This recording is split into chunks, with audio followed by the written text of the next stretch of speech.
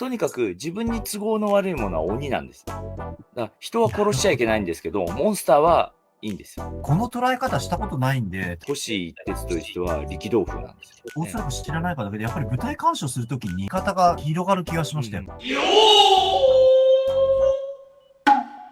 皆さん、こんにちは。ゆうあみです。農学チャンネルのご視聴ありがとうございます。このチャンネルは約650年受け継がれる日本の伝統芸能、農学についてわかりやすく紹介していくよ。ぜひ、最後まで見ていってね。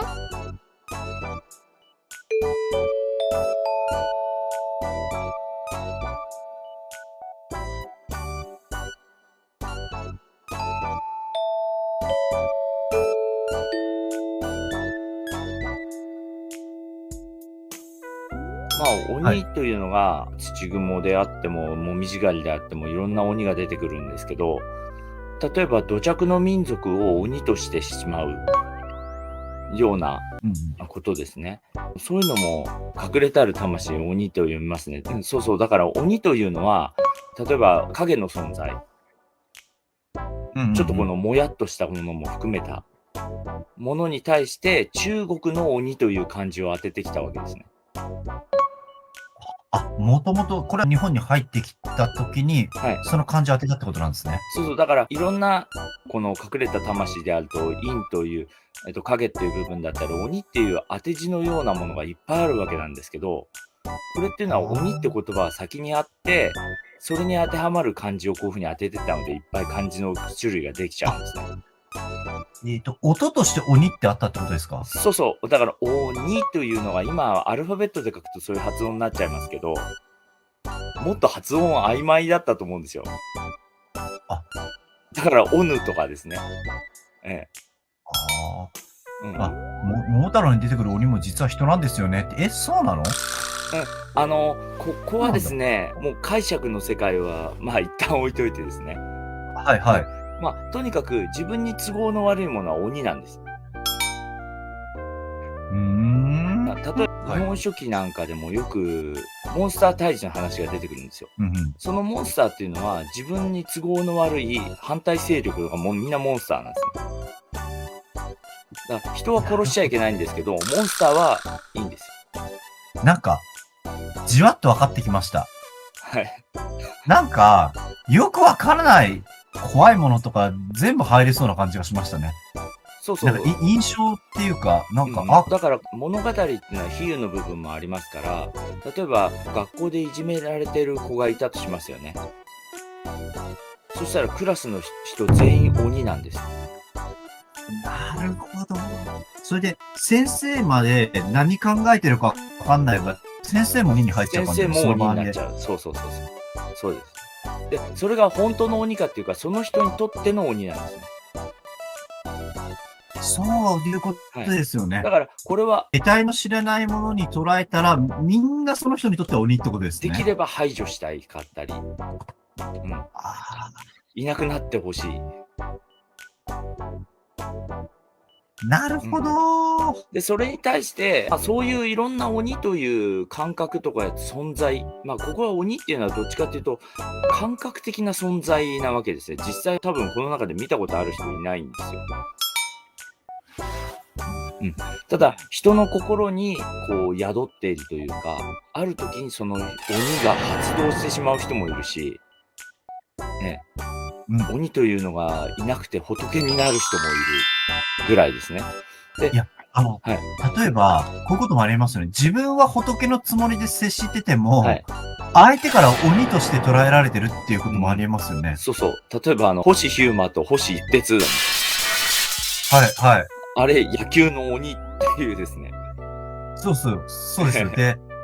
で、さらに言うなら、星一徹からすると、すごい愛情いっぱいでしょうし、一生懸命だけですし、でもなんか、周りから見たらあいつ野球の鬼だって見えるし、あと、かつ、ヒューマからすると、明らかに鬼なんで。で、もしそれがもう共同体になってしまって、ヒューマも、いつももう一体となって、そういう厳しいやりとりというのをお互い受容してやり続けると、傍から見ると、鬼がいるみたいな言い方をするかもしれないですよ。なるほど。これは面白い。その中で、なんか、そういう心のままもし野球をやってたら、星一徹という人は力道風なんです。なるほど。いや、心を鬼にしてるんだと思いながらやってたら斎藤風なんです。あ、なるほど。例えば堀内さんがお子さんになんか言わなきゃいけないなと思って、よし、心を鬼にして言ってやろうと言ったら、これ斎藤風なんです。例えば、虫の居所が悪くって、うるせえんだよ、クソガキみたいに思ってそのままやっちゃったら、あれ力道風でですすね。ね。力道風なんですね。あ、もう心があ、鬼になってるなるほから鬼になる必要がないわけです。すごいな、これ。わかんないですけど、一般的にやっぱり今の映画とか舞台だと、はい、鬼って言ったら、はい、多分鬼滅の刃の舞台ももしかしたらそれで言ったら、鬼っていう個体の存在がでやるかもしれないですね。もしそれで表現すると、鬼滅の刃なんかは私も見る感覚では、どっちかというと涙を流したりする人もいるというと、斎藤風ですよね、やっぱり。はいはいはいはいはい。うん、力道風っていうのはどっちかというともうラスボス的モンスターなので、はいはい。なんて言うんだろう。ゴジラみたいな感じですよ。はい。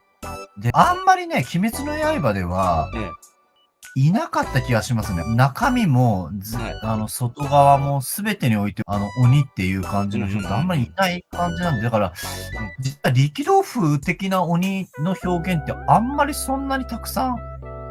だから、一時的にはあるかもしれないんですよね。うん。もう心も鬼になってる。ただ、どっかでハッと気づいたときに、なんで俺こんな格好してんだみたいな感じになると、斎藤風ですね。で、人間の時からね、ちょっと性格が歪んで、本当に殺しちゃうことを平気でやっちゃうのとか、あとは、本当に喜んでやっちゃうというかですね、ちょっと普通の人間とも違うだろうってやつで鬼になった人もいるんで。だから、そういう場合は、ここでは、要するに鬼の姿をして内面が鬼なのか内面が心なのかっていう話になってますけど、現実社会では内面が鬼で外側が人間っていう場合はよくあると思うんですよ。例えばニュースなんかで出てくる、通り魔とかはどう見てもみんな人間の姿をしてるんですよ。これはどちらになるの？ないです。この中には入んないです。ただ、そういうのは見える化しないといけないわけですから。そういうことですか。はい。なるほど。だから、もしこれをニュースとかで分かりやすく、例えば、脳的な表現したら、通り魔とかは鬼の姿をした人が捕まることになるわけです。いや、この捉え方したことないんで、多分ね、いや、この感じって、おそらく知ってるか知らないかだけで、やっぱり舞台鑑賞するときに、なんか見方が広がる気がしました、やっぱり。だから、もうさっきね、本当は人なんですよねって言った通りに、例えば演劇で通り魔をした人たちを、みんなで捕らえて退治したっていうストーリーになったとすると、鬼が捕まるわけなんですよね。で、演劇としてはそういう捉え方かもしれないけど、実際リアルで見たら、そんなに背も高くない普通の人間なんですよ。それが、もし物語で描くとしたら、体の大きい鬼になるわけですね。これはやっぱり、非常に、現代感覚というもののアップデートっていうのを、一つ僕、現代人の凝り固まった部分が、ほぐれるようなことに応用していきたいなっていう、思ってるんです。自分のセミナーとかにも、あと本、エコシステムなんかも、結構取り入れているんですけれども、で、お話をお伺いして、やっぱり、本人の世界っていうものってすごい大事なんだって改めて。なんか、やっぱ外側にあるものを鬼としちゃって、っていう方がやっぱり現代人の感覚かなっていう感じなんですけれども、で確かにそうすると、一人一人にとって鬼って変わってくるんだなっていうのが聞きながらすごい、なんか、ある人にとっては、A さんを鬼だっていう風に捉えれば、違う人にとっては鬼に見えてないって当たり前っちゃ当たり前なんですけれども、この当たり前のことが、でも今のものの見方としてはやっぱりそうなってないなって感じがしますね。あいつは何者だっていうのが決まっちゃってて。固定化しちゃうんですよ。そう。だから、日本のものの見方って割とそういう面固定してなくて、例えば今ってタイプ分けとかって多いですよね。動物占いにしても。はい。日本の元々の考え方ってそういう状態の時もあるって感じなんですよね。しかも、私から見たっていう感じもありますしね。場合によって。っていうことは、人から見てどのタイプかが変わる可能性があるなと思いました。そうです。あと、変な話、その日の気分で、あの人はすごいせっかちだなっていうふうに見えていたり、ある人には。ある人からするとのんびりだなって見えていたり、聞いたら当たり前なんですけど、その話を聞けば。ただ、こういうのって本当に固定化してくれないと周りの人が分かりにくくなっちゃうっていうのがあるので、日常生活って実は分かりにくいんですよね、おっしゃるように。多分本来分かりづらいと思います。で、それを、やっぱり特に現代人ってどんどん合理的になってるから、これはこういうものであるっていう落ち着きどころをとにかく見つけたい。見つけたいんですよ。終着点をね。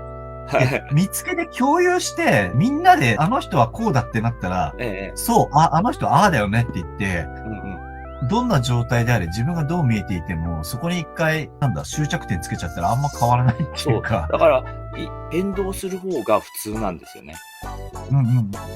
だから、いろんなタイプ分けとかも、極論すると分かりやすくはあるんですけど、逆に言うとそれによって、この人はこうだって決めつけちゃうっていうところも出てきちゃうんですね。そうするともうそれが鬼になっちゃうんです。なるほど。なんか、だんだん聞いていくうちに、あと鬼って、怖くなくなってきました、変な話。鬼は別に自分の中から消せば怖くはないですね。で、この中で、地獄を描いたものってあるんですけど、この中で、うとうという曲があって、この曲の一番冒頭に、目の当たりなる地獄のありさま、見ても恐れぬ人の心は鬼人よりなお恐ろしやって言葉があるんですよ。だから、物語のストーリーとしては地獄を描いたものなんですけど、冒頭にあらすじとかでは解説されない、それを見ても恐ろしいと思わないあなたの心が怖いんですよっていうふうに言ってるんですよ。だから、ニュースとかでいろんな事件がある。それがですね、うわーとかって言いながら、ビール飲みながら見てるとかですね。その人の心が恐ろしいんですよっていうことなんですね。なるほど。だから、そういう鬼の存在っていうのを、直接指摘するわけじゃなくて、やっぱり舞台上で何か伝えたかったりっていうメッセージっていうのもすごくあると思うんですね。うわー、これを舞台で表現してるのか、なんかすごいことですね。すごいな。なんていうか、世阿弥さんが天才的なのかわかんないんですけど、もう物の見方がすごいなって思いました、聞いて。言われたら確かにそうだと。アメリカ公演の時に実際あったらしいんですけど、くさびらっていう狂言がですね、流儀によっては三角形の傘をかぶってキノコがどんどん出てくるんですね。それを山伏が祈ると、祈れば祈るほどどんどん出てきちゃうっていう狂言があるんですよ。それをアメリカ公演でやった時に、これはベトナム戦争を比喩してるんじゃないかっていう話があったらしいですよ。傘が同じなんですよ。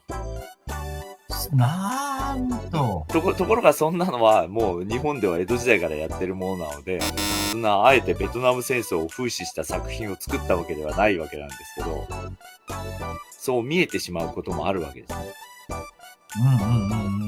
そうすると、狙ってなくてもですよね。このキノコの妖精たちは、キノコの妖精なんですけど、そういう見方すると鬼に見えちゃう。ああ。そうですね。鬼に見えちゃうんですよね。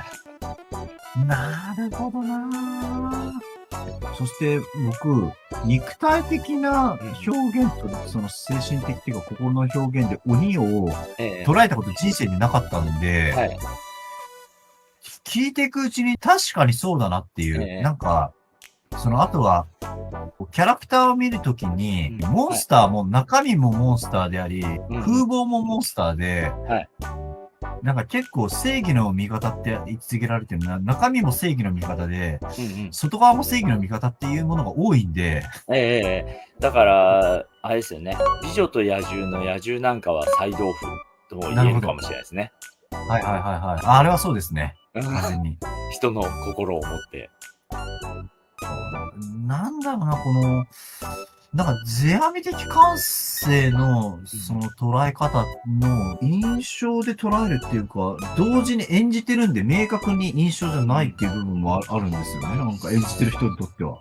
なんか、そうですね。あとすごい不思議な感じがします。本当に、ただこれって力豆腐ですか、タイ豆腐ですか、当ててくださいみたいなクイズで、半々に分かれちゃうぐらいのもんだと思うんですよ、実際舞台を見たら。